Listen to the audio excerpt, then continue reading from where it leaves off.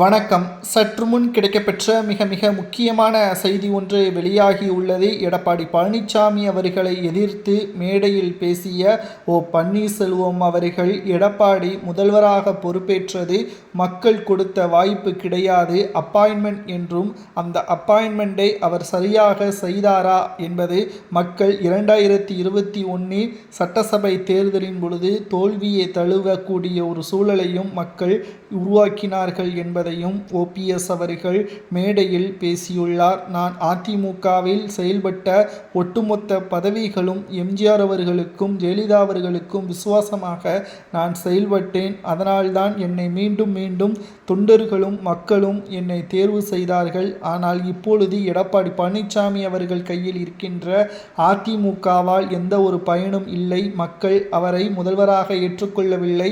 காரணம், எடப்பாடியே மக்கள் தேர்வு செய்யவில்லை. அவர் அப்பாயின்மெண்டால் தான் முதல்வர் பதவியில் இருந்தார். சசிகலாவின் ஊர்ந்து காலில் விழுந்து ஒட்டுமொத்த பதவியும் பெற்றுக்கொண்டார். அதற்கு பிறகு அவர்களுக்கே துரோகமும் செய்தார் என்பதையும் எடப்பாடி பழனிசாமி பற்றியான உண்மைகளை வெட்ட வெளிச்சத்தில் ஓபிஎஸ் அவர்கள் கொண்டு வந்தார். 2026 சட்டசபை தேர்தலில் நிச்சயம் எடப்பாடி பழனிசாமி அவர்கள் வெற்றியடைவது கடினம். தோல்வியடைந்த கையோடு மக்களும் தொண்டர்களும் எடப்பாடியே அதிமுகவில் உள்ள பதவிகள் அனைத்திலும் இருந்து பறிப்பார்கள். நிச்சயம் இது நடக்கும் என்பதையும் பன்னீர்செல்வத்தின் ஆதரவாளர்கள் உள்ளிட்ட பலரும் கூறியிருந்த நிலையில் ஓபிஎஸ் அவர்கள் திமுகவின் மேடையிலேயே நேற்று எடப்பாடியை எதிர்த்து கேள்விகளை முன்வைத்துள்ளார். தற்பொழுது சட்டசபை தேர்தலில் எடப்பாடி தொகுதியில் எடப்பாடி பழனிசாமி அவர்கள் போட்டியிட்டால் டெபாசிட்டை இழப்பார் என்ற தகவலையும் ஓபிஎஸ் அவர்கள் கூறியுள்ளார். அதிமுகவின் தொண்டர்கள் எடப்பாடியின் பக்கம் இல்லை என்பதும் தற்பொழுது எடப்பாடிக்கு நன்றாகவே தெரியும்.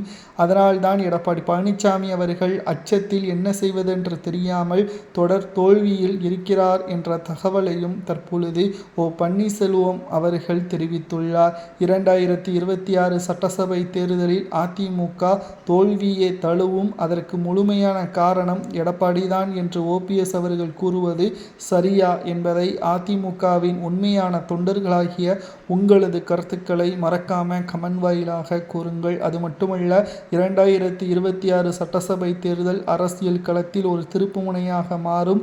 மீண்டும் ஸ்டாலின் தான் முதல்வராக வருவார் என்று ஓபிஎஸ் அவர்கள் கூறுவதை ஏற்றுக்கொள்ளலாமா? அதிமுகவின் தொண்டர்கள் ஓபிஎஸ் அவர்கள் போட்டியிடக்கூடிய தொகுதியில் வெற்றியடைய வைப்பீர்களா என்பதை மறக்காம கமெண்ட் வாயிலாக கூறுங்கள். இதுபோன்ற செய்திகளை தெரிந்து கொள்ள சப்ஸ்கிரைப்